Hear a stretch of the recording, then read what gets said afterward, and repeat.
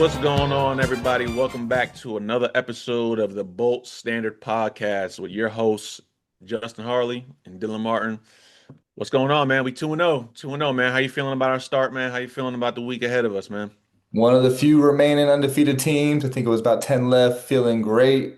Man, it's always good to beat the Raiders. 2-0, two division wins, heading into the home opener this weekend. So yeah, man, feeling good, feeling real good, man. How about you?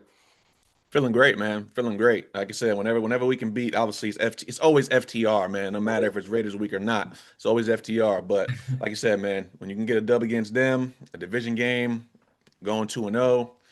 Living where we're living. Obviously, we're seeing all the Chiefs fans, and obviously, this is a Chargers podcast, but there will be some shots taken every now and then. So seeing where we're at compared to where they're at in the division, I mean, it looks really good. It looks really good where we're at. Still early, but definitely something to be happy about. Seeing how our team is playing. We're not squeezing by in these wins. We're looking pretty dominant. So no, super excited, man. Super excited. So, we didn't do a post game kind of show because they had that funky wonky type get time for us, playing over in Vegas, 9 p.m. Goodness gracious. So let's talk a little about recap, man. Like, what are your thoughts on the game?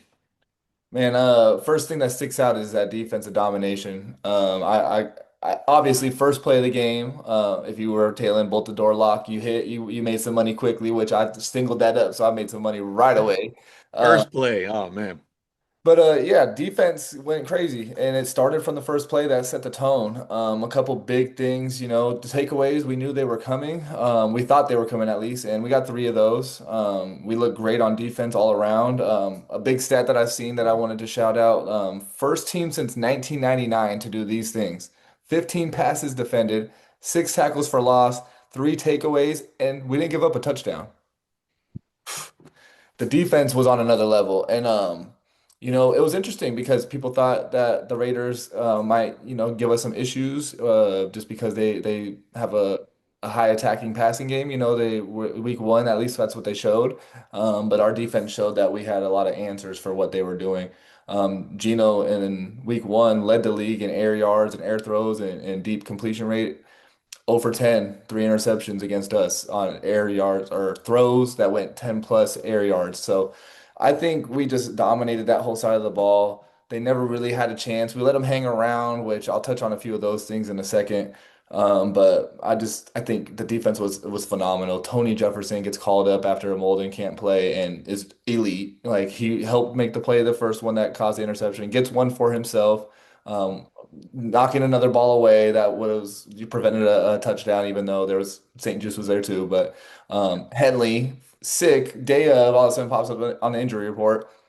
Interception first play of the game, all over the place. Chasing down Gino as a spy. So Mhm. you can really almost shout out every single player that played because there's Yeah. contributions all over the place. Jamari Caldwell comes in, gets a big sack, and Yep. is disruptive. Even our last guy on the D line, Yep. our DT6 is making plays. So it's like Daquan Jones. Saquon Jones is out there doing Yep. his thing. So when you're getting production from guys that are only getting 20% of the snaps, you're either coaching them right or you got the right guys. And I think it's a combination of both for sure. Yeah, no, I agree with you, man. That defense looked dominant from start to finish. You touched on Geno's week one to week two, kind of the disparity between the two. And the stats, like you said, I mean, he had 9 plays last week against the Patriots, where he had connected on throws of over 10 yards. And again, versus us, he was 0 of 11 on those throws over 10 yards. So, Yeah. not to be able to complete one of those passes versus us, I mean, that's crazy. But like you said, it just goes to show how well we're coached, how disciplined we are, and knowing what they want to do. We spoke about it, in our last podcast. Talked about how, yeah, man, these quarterbacks they don't want to dink and dunk. They're not methodical, or they don't want to be methodical and march you down the field. They might take one or two of those, but then it's like, you know what? I want a big play. I'm going down the field, and we saw it all game long. He was trying to go down the field. And almost every time, deflected pass, Yep. or on two of them, deep interceptions. One where Derwin deflected it, Dante Jackson got it, and then the other one where Unk kind of just kind of mossed Dante Thornton, if you want to say, for lack of better terms. But um, you saw a lot of that where he's just trying to go downfield, but our defense was ready for everything. We were Yeah. putting constant pressure on him, so he was uncomfortable in the pocket. And he's not much of a scrambler. I mean, he has some escapability, but if you can put that pressure on him in the pocket, it made him really uncomfortable. So no, I mean, I just thought it was just start to finish, just a great defensive game plan, great execution, and on offense too. I mean, we looked pretty sharp on offense. Yeah, we had a couple of drives where we stalled out early, late in the game, that fumble, which that was accredited to Herbert, but that's typically how it goes on those handoffs when it's early like that. Um, just Mac probably made a hell of a play. I mean, that's what he does. I mean, so I'm not really worried about any of that. One thing I will say is I do we love what we know we're going to get out of Hampton. I mean, we haven't gotten a ton out of him just yet, but I do like to see the increased Najee Harris usage Mhm. because I just want to see them both just playing. Like, I mean, yeah, if you're a big fantasy football guy, it's like, no, I want all Hampton. Don't put Najee in. And I got Hampton in one of my leagues, and yeah, I don't want to see Najee, but like for the health and the productivity and the just the continued growth of the Chargers, we need to see Najee out there. He needs to be playing because it just keeps both backs fresh. And you got two backs that are over 220 and Najee being over 240. Having them fresh legs coming in, that's going to be tough to defend. Now we're barely even running the ball like that. Yeah. But when we get clicking and we're doing that, it's Yeah. gonna be really hard to defend us. So, no, man, I echo what you echoed, man. Just a great game plan overall. With all that positivity, obviously there was a big negative in the game, and we did lose Khalil Mack. Doesn't look like it's gonna be long. I know we talked about it when we saw it, and I'm like, oh man, that looks like a dislocated elbow, and I'm like, Yeah. man, my background, I'm a clinical, I've been a nurse since 2011, and I'm seeing those different things. I'm like, okay, I see the way the elbow's bent. I'm like, okay, definitely dislocation. I'm like, but if there's no torn tendons, no broken bones, I'm like, hey, he might be back a couple of weeks. They Yeah. threw him on IR, and that's what Jim Harbaugh and the team is saying, a couple of weeks. So, you know, very positive, very optimistic that hey, in the short term, yeah, we got people got to step up. No Yeah. Khalil Mack, but it's not a season of an injury, and we're gonna get him back.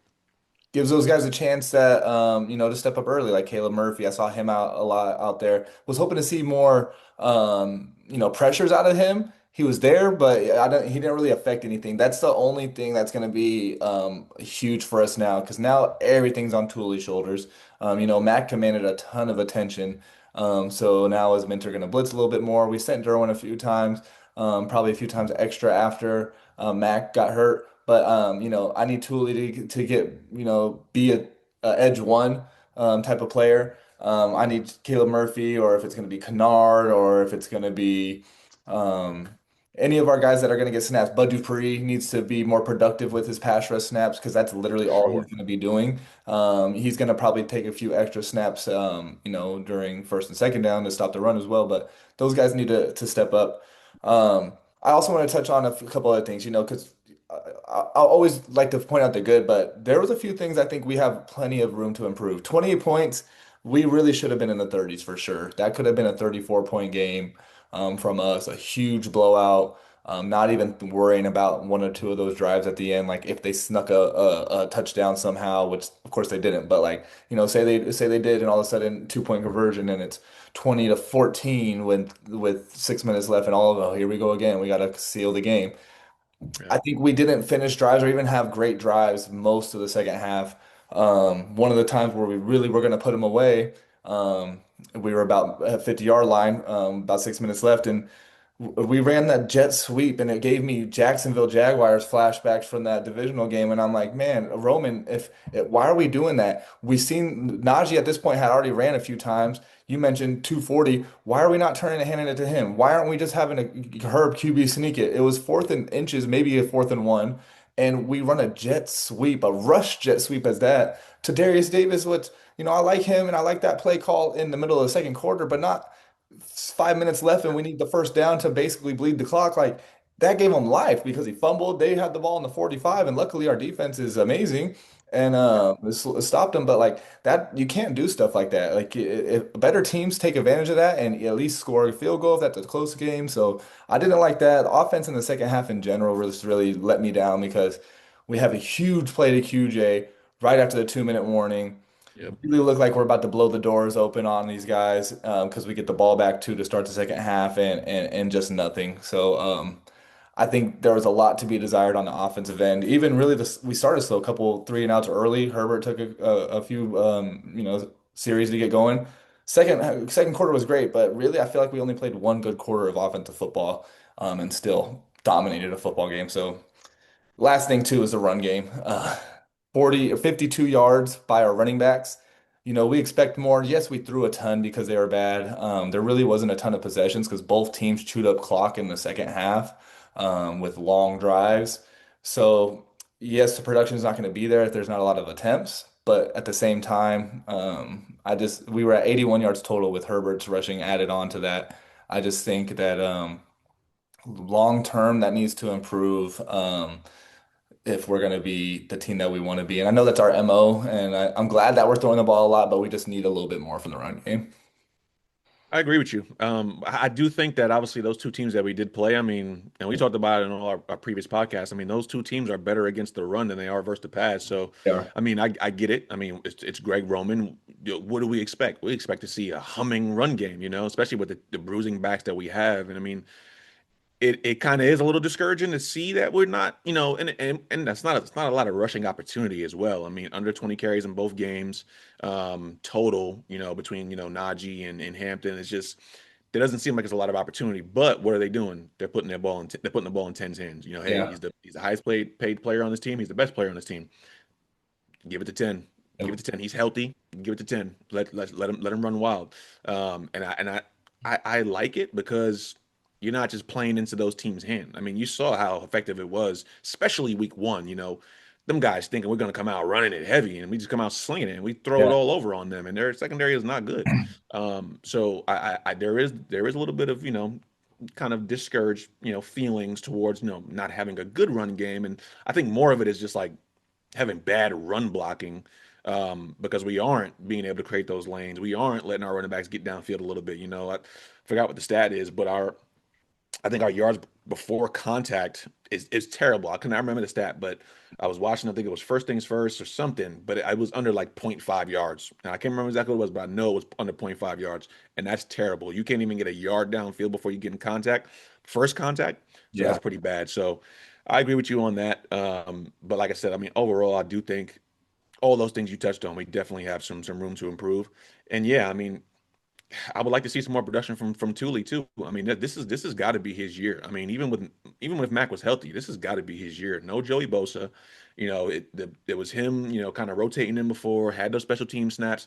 You're a full-time defensive player now, so Yeah. I want to see it. Now he did have a bunch of pressures, Yep. and he had that one batted passer. Like he's making plays, but if you're looking at the box score, it doesn't seem like it. But you would like to see him. Okay, let's get a sack. It's 2 games, no sacks. Hey, let's get in that backfield. Let's get after it. Let's finish one of these plays. So no, I agree with you on all that, man. Like I said, still sky's the limit because a Yeah. lot of room for improvement. And looking as good as we are now, um, we got a lot of room for improvement. So I'm loving it. Yeah, it's Um, early, bro. I mean, we're in week two, so and by no means do any of us expect to have a completed product. You know what I mean? So, if anything, it's good to see that we've been playing well like this and controlling games and won two division games against teams that know us very well. Two really good head coaches, two really good staffs, um, and won those games. So, at the end of the day, we're 2-0. But it just gives us room for improvement. There's always room to grow, and it's early, so nobody expects perfection early, but yeah, I think it deserves to be pointed out when things can be improved upon. absolutely. Hey, I'm gonna take a little bit off script here. Give me your most what position group are you most impressed with through 2 weeks? Taking this off script. Wide receivers. Everybody's producing. I mean, Lad 5 for 5 last game, 5 targets, 5 catches, and really wasn't a huge factor. You didn't notice him pop out. Q did his thing. Trey Harris got a lot more snaps and looked good out there. Keenan's Keenan. So it's hard. There's really a lot of good groups. It's hard to not say the D line because we talked about Naquan Jones making an impact at DT6, Jamari Caldwell making an impact, and Tart's doing a good thing. Yep. After the last game, it's hard not to say the secondary. So. But I got to go with wide receivers because you got three guys right now that's going to make it really, really, really hard to game plan against. No, I love that. I love that. And I always, like I said, I might say it every single podcast, man, but weapons. We got weapons, baby. But So no, I'm right there with you, but I will take it same side of the ball, tip of the spear, O-line. I just been incredibly impressed with them. And yeah, our run blocking, like I just mentioned, a lot to be desired there. But the way that they are protecting Herbert, Man, it's beautiful, and it's a lot of scheme though. It's a lot of like you mentioned on the last week. You setting a pulling guard and setting a tight end from across formation, looking like he's gonna he's lead blocking, but it's a pass play. It's just a Yeah. play action. So it's a lot of scheme, man, and Roman is doing such a good job knowing like, hey, we're gonna sell run all the way, but that's gonna help us because then you're not those defenses aren't pinning their ears back. They're not just downhill at the quarterback. So it's given that time, but also when we're just, shotgun or just a normal drop back, our guys are protecting really well, man. You look at what Trey was able to do Yeah, last week, even Pipkins, Trey first man. week. Man, I take back everything I said about Trey. And we Trey's not terrible. We know Trey's not terrible. We said that. We said He that. he left a lot to be desired. That's all it is. We like Trey, but he left a lot to be desired. And he's also a better tackle than he is guard. Said that. Yeah, Absolutely. exactly. Absolutely. So, you lose Slater, you thinking, oh my goodness, all those left tackles, Pipkins in, man, the offense, all, our offseason plans just derailed. Week 1 and 2, I'm very pleased with what I'm seeing. Yes, a lot left to be desired in the run game, but and protecting 10 was always the most important thing. And we did not do that throughout the year last year, and we did not do that, especially in the playoff game against the Texans Yeah. at all. So no, I'm very pleased with them, and that's the group that I'm most impressed with Yeah. up to this point. Protection wise, you wouldn't even notice that we lost a top five tackle before the season even started. No, at all. At all. So no, that's like I said, I want to take a little bit off script because I wanted to give a little bit of flowers. Obviously, this whole team deserves flowers, man. But just two of the groups that we're most impressed with up until this point. So let's talk a little bit about next week. Obviously, we got the Broncos. Very first home game for us, home opener. Very jealous that you get to be in attendance. Yes. Super excited for you, man. That's going to be a great experience when we take this and go 3-0. Not going to jump too early on our game predictions, but you heard it here, 3-0. But yeah, man, what are you excited to see with us versus the Broncos? Like I said, home opener. We're playing in that 3 o'clock slate for us over here, 4 o'clock on the East Coast.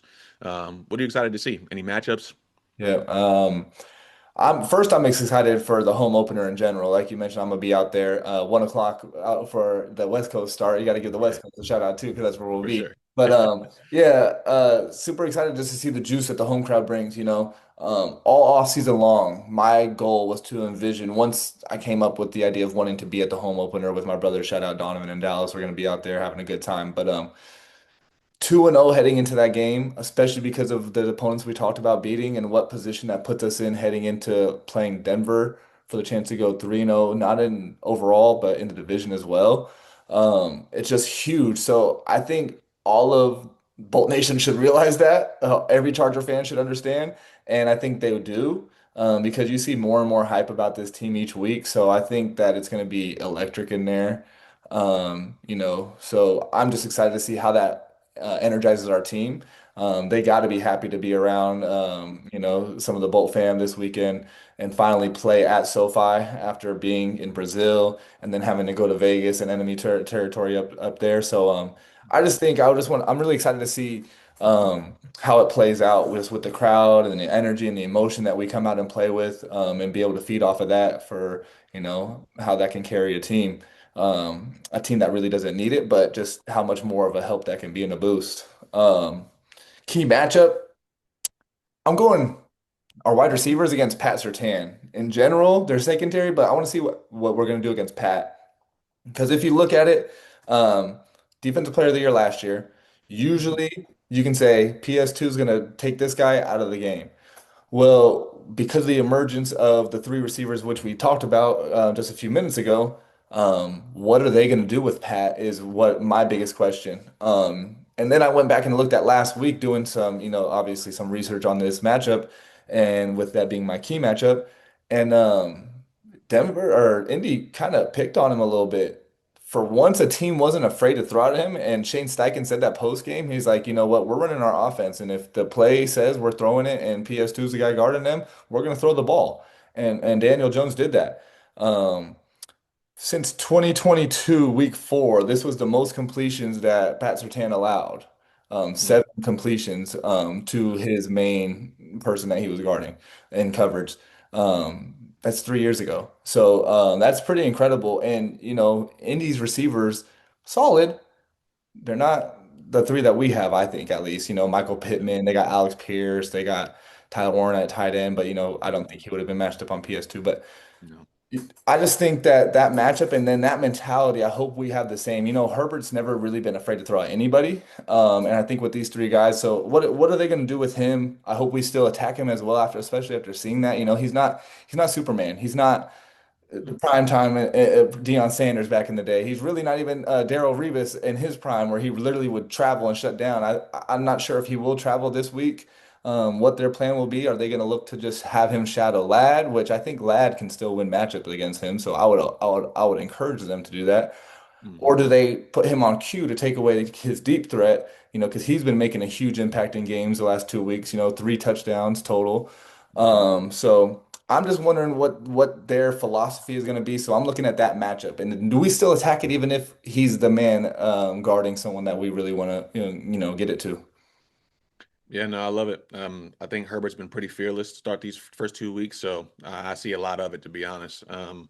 He attacked McDuffie in week one. It wasn't like he shot away from Right. him, and so I don't see why he would change it up now. Like you said, if that's the way the offense is, if this is the first read and he looks open, well, guess what? It's probably going to him. So, no, I love that. I love just the way our offense has been playing passing wise. So yeah, I don't think that's off the table at all. Yeah. Um, my just the things that I'm excited about. Like I said, I'd be a little bit more excited if I was actually going to be at the home opener. But super excited because, like I said, we're going to go 3-0. But I think my biggest keys or my key matchups that I want to see this week, and it was something that I kind of spoke about early on, 2 pods ago when before we playing the Chiefs. But I want to see the run game. I know the passing game took over the first 2 games, but this team, they've been talked about all, their defense is tremendous and this and that, which they did have a really good defense last year. They have a really good defense this year. Albeit they gave up a lot of points and a lot of yards to the Colts last week. Played the Titans in week one, so not really much of a test there. It's a young team, young QB. I mean, First ever start on the road. Like, exactly. So I mean, in Mile High, I mean that's going to be hard regardless. But a couple of things I want to talk about. So the run game, the reason why that's one of my biggest key matchups, our run game versus their run defense. Over the first 2 weeks, they're giving up an average of 119 yards rushing a game. Now, mhm, yes, it was a big game by Jonathan Taylor last week, but they also gave up, I believe it was about like 80 yards or so to no, I think Tony Pollard had about was it 70 yards? Yeah, 60 yards on 18 carries. Sorry, 60 yards on 18 carries. So that right there tells me not a great yards per carry, but they were able to move the ball a little bit and they weren't shying away from the run. It wasn't a complete shutdown. It wasn't 18 right. carries for 30 yards. They were able to move the ball somewhat, but like you said, you got a young quarterback. They probably stack in the box a lot more. It's not giving them the running lanes that they're probably going to get. The reason why I'm excited for it is because through 2 weeks, we have not shown that we really even wanted to run the ball. I think this is a game where, although our passing game is clicking, I think it's a game that's going to be a lot more close, and I think we might want to control the clock a little bit more than we have lately. So that's why I'm really excited to see, can we get the running game going? Is it going to be a little bit more of a split between Najee and Omarion Hampton? Because I think if we're able to get both of those guys on the field, not at the same time, but get them Yeah. both on the field, wear down that defense a little bit, run at them. I think it will give us a lot of ability to attack them even more throughout the pass game. Because I mean, their secondary is really good.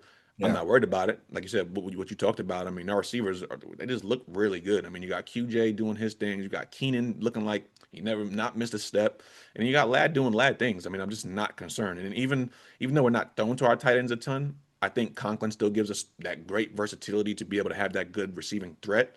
And then our running backs can catch passes out the backfield too. So I'm not worried about the passing game. It's more so me just wanting to see more of the running game as opposed to the passing game. Now, I love it when Herbert's slinging it. I mean, there's nothing better than that. Tight window throws, sitting in the pocket, dancing, making something happen. I mean, I love watching it. I mean, he's Yeah. looked extremely well these first 2 weeks. Yeah. But I would just love to see just that Greg Roman type offense. And yeah, I mean, I love the scheme and how he's been doing everything, but and especially to do it against Denver, a Yeah. team that everyone is so high on defensively. To see us be able to do that would be amazing. Because I also think they're a team that has a pretty good run defense. Although, like I said, they're giving up an average of 120 yards a game. Right. That'd be my key matchup. Just wanting to see our run game flourish a little bit in week 3. Yeah, absolutely. I think there's plenty of options for that. This is a perfect opportunity to do so after the first 2 weeks, and they got to be feeling it too. They got to know what everybody is saying right now. We also, like you mentioned, have leaned on Justin because of the matchups. So I think this is a matchup that, calls for us to run the ball more. So I would assume that we'll see a better run day. I hope we see a better run day for sure. So I love that key matchup. It's going to be a big one because if we can't run the ball and we're in predictable pass situations against a Pat Surtain, and I think their secondary is solid, but Riley Moss is kind of suspect on the other side. He usually gets picked on because he's opposite of Pat.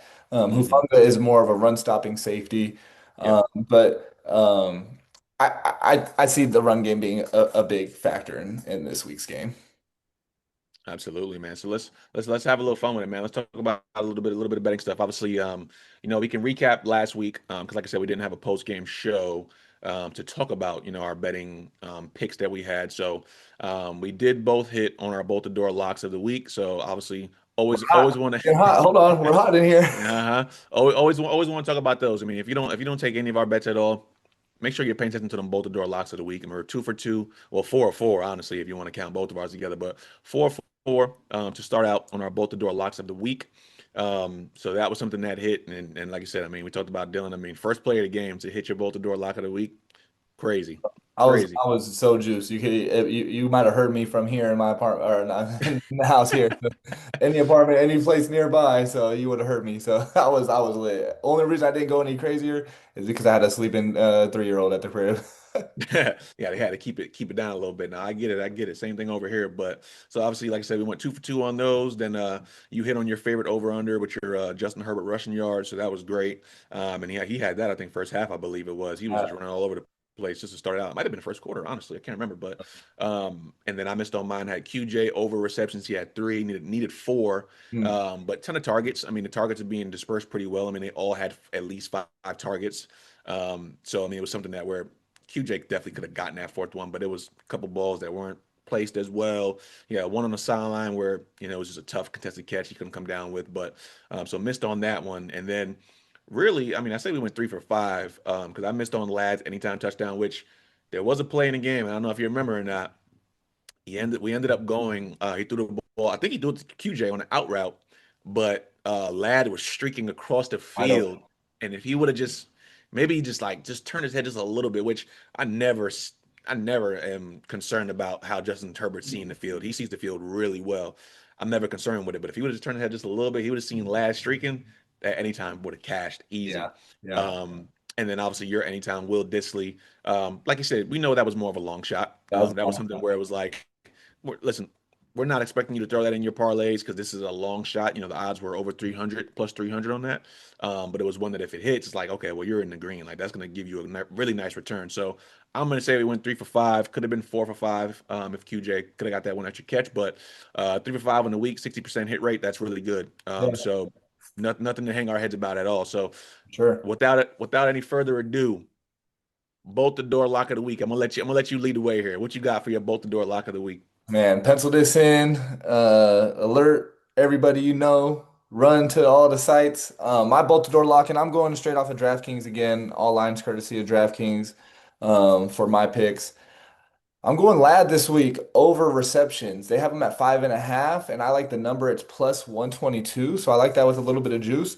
We talked about what are they going to do with Pat on defense. I think they put Pat on QJ more often, being an outside receiver, and I think we see a lot of Lad in the slot. And I think we need him to make some more catches than was needed last week. He was 5 for 5 on targets last week, and after week one, he had more targets in week one, so obviously, when we throw it to him, the success rate is high. So I think we'll need him a little bit more in that pass game because they obviously know Keenan Allen over there in Denver after seeing him for plenty of years. So I think on third downs, they'll probably key towards Keenan just as much as Ladd, especially after the production the first 2 weeks of both and Keenan with another touchdown. I think Ladd will see a little bit more openings than he's seen the first 2 weeks because I think Denver feels more solid on their secondary than to be like, oh, we got to shut down Lad, like end all be all type of deal. And they don't want to get burned by a QJ or like let Keenan convert all these first downs. So I think this is the week we see a few more openings for Lad. No, I love that. I love that. Like you said, I think that defense as a whole probably, is is a lot more confident than a lot of other defenses. So I do see a lot more openings for Lad. And sometimes when games are kind of going the way they did last week, and you don't need your best player. You're not looking for him all the time. You're looking to get Right. other people's involved and just kind of build confidence in other receivers, different things like that. So I mean, like you said, 5 targets, 5 catches. I mean, when we needed him, went to him, completion. So I think he'll definitely be much more needed in this game, and I do see a lot more work for him. Touching on a little bit of injury thing, so he didn't practice Wednesday. He was dealing with a bicep injury, but he did fully practice today. Yep. Looked like he had a brace on his left, like arm, shoulder. I'm sure he's gonna be fine. Lad is super tough. I'm sure he'll battle through whatever's going on, and I think he's gonna Yeah. deliver big, just like you said. One guy said Um, brace, one guy said it was heavily taped, so or just extra tape. So hoping is more tape than brace, but either way, I think it was just precautionary. Yesterday, a little rest day, especially coming close from a Monday night. But yeah, once I saw that full, that's when I leaned towards this pick. Absolutely. No, I'm loving it. I'm loving it. I think that line is pretty low, honestly. Like I said, I mean, he's had um, tons of targets, 5 targets this game, 7 targets last game. The targets are going to be there, and like you said, when we go to them, they're completions. They're rarely misses. So I know I like that line a lot. My bolt the door lock of the week. I am continuing with what I want to see in my key matchup. I am going run game. So I'm taking courtesy of FanDuel, Omarion Hampton over 38.5 rushing yards. I do think Najee gets involved more in this game, but I still think that Hampton draws a start. I still think that the coaching staff still trusts him. I think the coaching staff still loves him. I think we are going to see some more of Najee. But that line, I think because of his lack of production the first 2 weeks, it's just too low for me. 38 and a half, that's just too low for me. Yes. So I'm taking that FanDuel that's minus 114 on those odds. Yep. So yeah, that's my bolt the door lock of the week. I think that line is just way too low. And I think that we are going to try to establish the run against the Broncos. So yeah, that's my bolt the door lock of the week. Couldn't agree more because I know the next one's going to be our fave over under. Amari and Hampton is mine, so I'm going to transition right into it for us. Sure. And my rationale behind it, and so I got that on DraftKings, same line, 38 and a half. I'm taking the over because a lot of things you said, and you mentioned it earlier, Jonathan Taylor went crazy. Jonathan Taylor had 25 carries for 165 yards last week and broke off a 68 yarder. I think this is a week that he might break off a big one. We haven't seen him really break into that secondary and really get loose yet. You mentioned that Najee's going to get a few more carries, and I think that will be part of the game plan as well. But last week it was 8 and 8, and a lot of Najee's carries, he got about four of those right in the last 2 minutes after that fumble, which that could have been three or four more carries for Omarion if he doesn't fumble on the first play of a drive. So he would have been up around 11, 12. Game script, we just didn't have the ball a lot. We threw a lot when we did have it, so the carries were low. We already talked about why we think it's going to be higher this week and run game is going to be needed. So really, we're asking him to get 40 yards. I think that's a great bet for your bolt door lock. That's my favorite over under of the week. It was really close to being my lock as well. So I think we both feel heavily on that for a really good reason. Absolutely. Like I said, I think that's really going to get established this week, and only one way to see comes Sunday. So my favorite over under. I'm actually taking a little bit of different spin on it, kind of what you did last week. So you took a Raiders player, not on your favorite over under, but you did take a Raiders player in one of your predictions. Mhm. I'm going with a former Charger, J.K. Dobbins. I'm taking his under on his rushing yards. He's listed at 51 and a half at Mm. minus 114 on FanDuel. So just a little bit of stats. So first 2 games, we are letting up an average of about 83 rushing yards a game, Yep. but that is factoring in quarterback rushing yards as well. You take out Mahomes 57 in week 2, and you take out Geno's 20 in week 2, that number cuts in like almost half. So giving up 40, 45 yards rushing per game to running backs. Um, Last week, Ashton Genty, he had 43 yards, and then week 1, Pacheco had 25, Kareem Hunt had 16. I think people don't, and you talked about it. Our D line, there's so much depth there, but there's also so much talent there.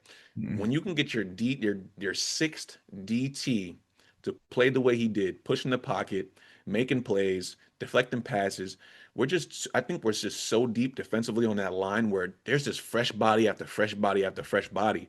And when you have these O line don't come off the field. They don't. They're playing all game long. Yeah. So if you Yep. have a 20 play drive, you have that O line just played 20 plays in a row. Defensively, we're rotating guys, and to be able to have 5, 6 DTs that you can rotate we are staying super fresh, and I think that's why you're seeing these teams not being able to run on us. We have fresh legs. Yep. Um, Another thing that I want to add to it is he's a former Charger. He's taken a little bit of shots at us early in the year, which I didn't like, knowing that he played for, obviously, he didn't play for Ortiz, but same organization, played for Roman. I didn't like that, man. I love JK, man. His energy was infectious last year for us. But seeing those kind of shots that he was taking, that we're gonna have to see him twice a year. You're gonna have to see us twice a year. Let's change the way you say that. You're gonna have to see us twice a year. So I'm taking that under on his rushing yards. I don't think he gets to his 51 and a half. Um, I don't think he gets close, honestly. So that's my favorite over under. Emotion aside, the stats prove it. Our D line looks amazing, and then we have the linebackers and safeties right behind him that are playing extremely well. So I just don't see him hitting that number. Yep. So that's my favorite over under. Good call. And game script could mean that they need to throw the ball if we jump out to an early lead and take advantage of that home crowd. So I think that's a great pick for the over under and going. I think that's our first under that we've taken. Yes, sir. Yes, sir. And like you said, game script. I mean, the first two games we've jumped out to early leads. So I definitely see that happening as well. And that would definitely factor into it. So lastly, let's jump into it. Favorite anytime touchdown, week 3. What you got? So I'm going a little bit non-traditional again. One that was calling my name a little bit last week, and then I stayed away from it because I thought we might, toss one in from the goal line, which, man, I thought we had a perfect opportunity last week to hit Will Dissly on a play action when we went four straight or three, really, what was it? Five straight runs down there at the bottom, three Mm. straight, whatever it was, like inside the five. I'm like, man, that's a perfect little right over the top. Uh-huh. But I'm going Justin Herbert anytime touchdown. I think he might scramble. We have a nice sustained drive, get inside that 10, and then he'll have to take off and score. So I'm going Herbert. That's at plus 400. Hmm. So I'm going to take Justin Herbert anytime TD this week.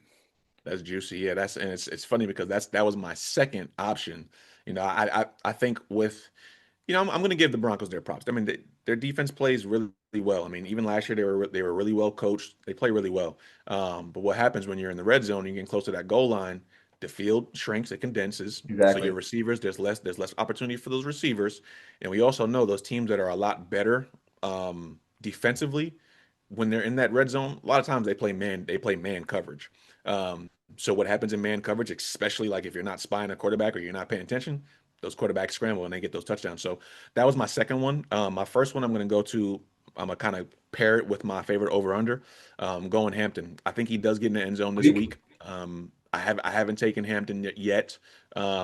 For an anytime touchdown, and I think he gets an end zone. I think this is the week that we score our first rushing touchdown, to go with good rushing production from our team. Yeah. But no, I was right there with you. As soon as you said Herbert, I'm like, man, that was my second one. I was between Hampton and Herbert, man. I'm like, we're definitely gonna punch one in. So I love what you got there, and I love Hampton as well. I think we do get our first rushing touchdown this week. Yeah, Denver's an aggressive defense as well. Nick Bonito's no joke. He'll probably be the guy that's on Trey's side a lot of this week because they don't want him going to over there on Mount Alt, Control Alt Delete because nobody's being seen on that side. So I think Yeah. he could overrush his lane or something and do exactly what Herbert did last week. Herbert didn't try to run. He found Keenan in the back of the end zone when we were closer to the goal line there. So Yep. we've seen that Herbert leaves the pocket right now and is willing to run. So that's why I'm seeing that because they're aggressive. I feel like they might come after us. It could be like a third down, third and goal from the six, and then boom, there he goes. Or even a little bit further out because it's not like Herb is no slouch running the ball. We've seen it now. He's a big dude. He can run. He can move. So yeah, I think for those reasons as well, that's a good one. And I'm glad you saw that too. Omarion, I love the Omarion one too. I've been looking to go a little bit down the board these last couple of weeks. Uh, Yeah. Omarion was right there too, like you said, because it falls right in line with that bolt the door lock, my fave over under the what we're gonna be doing running the ball this week. So he will be on a parlay of mine for sure, or might even single up Omarion. I singled him up last week and he didn't come through for me. Plenty of chances right there on that goal line. Both of my touchdown guys I thought could have done that, but it's all good. It's a new week. I think this is the week, like you said, week 3, we're getting in the end zone rushing wise. Whether it's him, whether it's Herbert, one of us is gonna be right. Oh, absolutely, absolutely. It's definitely going to be money made, man. Every week there's money made, so not too worried about any of that. So that's our betting picks. So we got our bolt the door lock of the week, our favorite over under, and our favorite anytime touchdown. So lock those in. We do a lot of straights. We also have some fun. I mean, it's never any fun if you don't at least get one parlay in. So we do that a little bit as well too. So all right, let's jump over to week three, man. Like I said, so we playing here on Sunday, 3:05 kickoff over here, 1:05 over there on the West Coast for my host right over there, Dylan. He'll be in attendance. In parking lot, parking lot pimping before the game. So Rally, come see me. Thunder Rally, baby. Let's get it. So yeah, man, talk to me, man. So like I said, so that's the time we kick off. We opened the week at favorites, obviously at home, which should have been the case.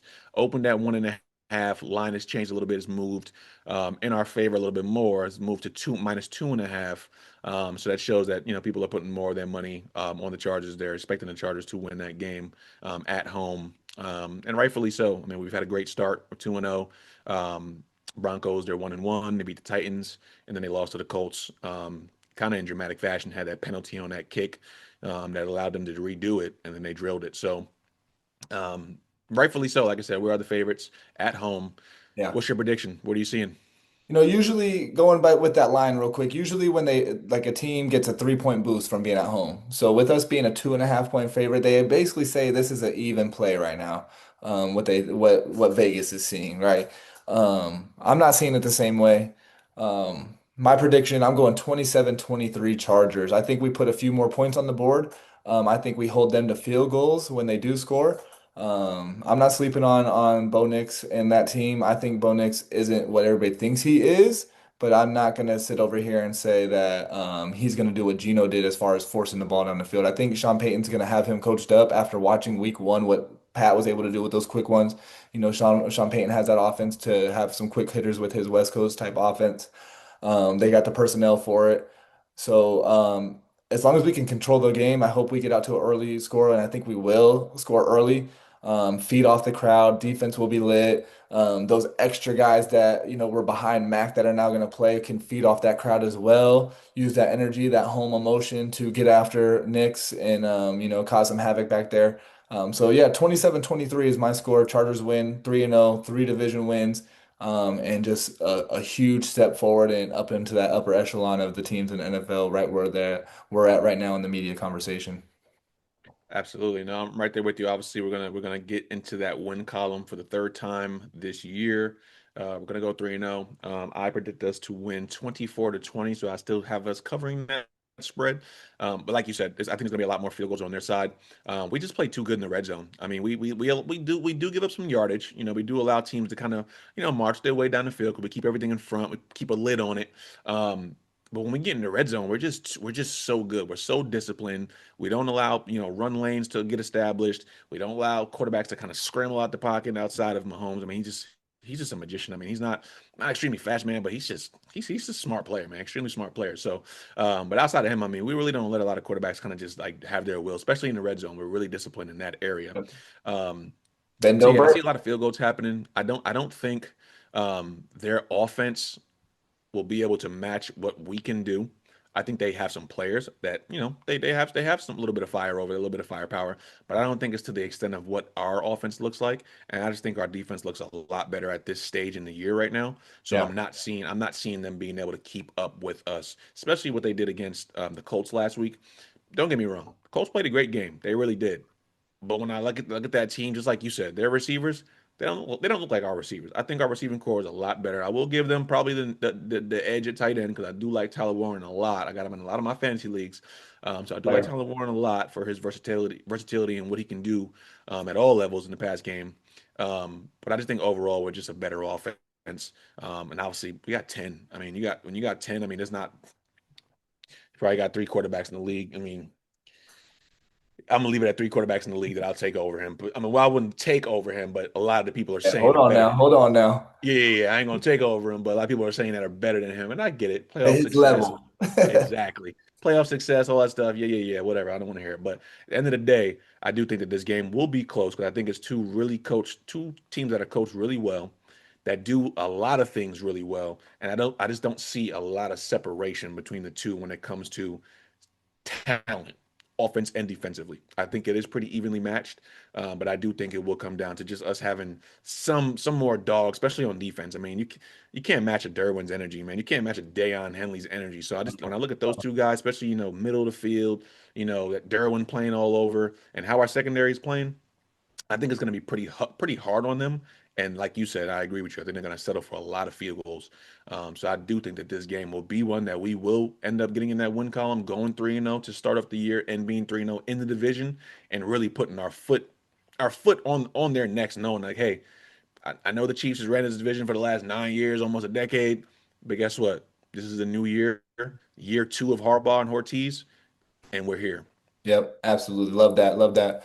I think it's going to be such a key week if we can get that stranglehold on the division like that. Last week is ideally what every Charger fan wants. Any fan of your team wants. Everybody else in your division loses and you win. We got sole possession of first place after that win, and we can just build upon that. And then getting that first win against every other team in our division is just going to be a huge step forward. Question for you. What do you think? The Unction gonna make it from Vegas back to LA this week? The unction is live and well, man. They turned up. They turned up for sure, man. We got one half of the unction. He's been turning up every week. And then we did the right thing, man. And obviously with Elijah Molden, being ruled out, he brought up the second half of the unction, and they just showed out, man. Tony Jefferson is just so good, man. He's Baller. just so good. You just look at the story. I mean, been out the league for 2 years because he had the injury the first year, and then he was scouting for the Ravens that second year.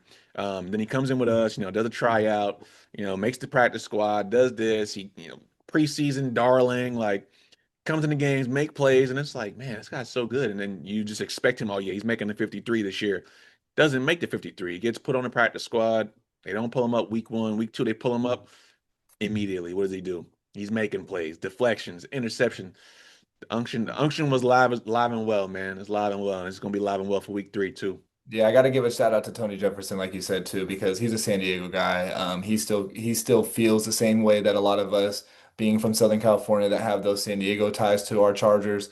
You guys hear the theme music at the pre and post of the show. That means a lot to us, and that means a lot to me that he still carries those values. Jim does. We have our Superchargers uniforms back, so like guys like that, I will always root for. You see the effect that vets have on teams. Look at the energy that Keenan and Derwin had jumping off the field last week.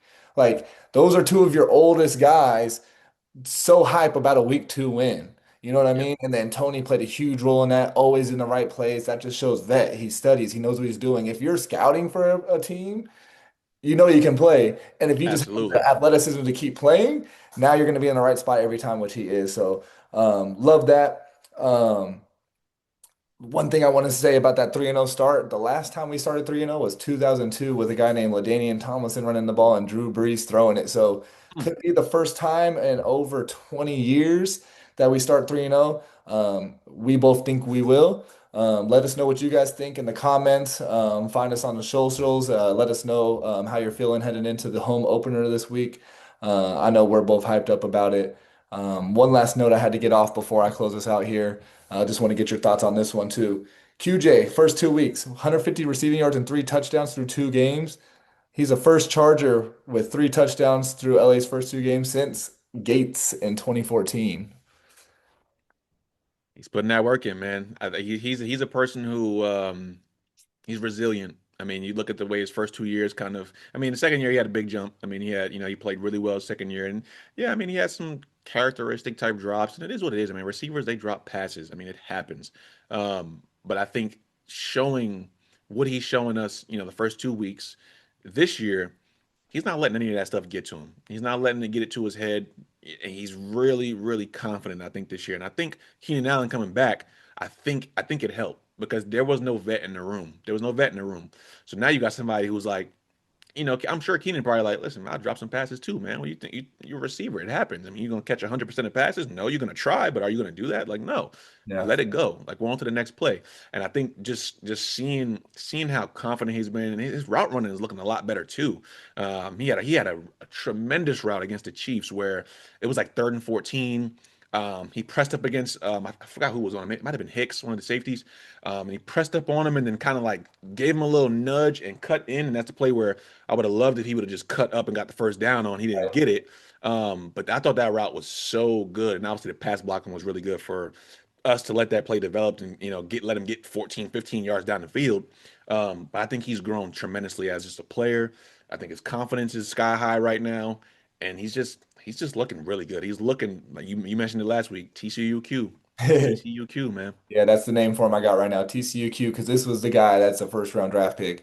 So I just had to throw that out there because, like, I mentioned 2002, the last 3-0 start. I'm seeing stats like 2014 Gates is the last time we had a guy with 3 touchdowns like he got. So, anytime you can mention LT, Drew Brees, Antonio Gates, I'm going to pencil that in there. So Hmm. I had to do that before we got out of here, man. But, shout out to everybody that stuck with us. Shout out to all the fans out there. Chargers 2-0, looking for a huge win this weekend. We're finally playing on a Sunday. Like you've heard a few times already, I'm going to be there. Cannot wait to get out to SoFi. So you're going to hear me loud and clear when I say it now, when I say it all weekend this Sunday. Bolt up.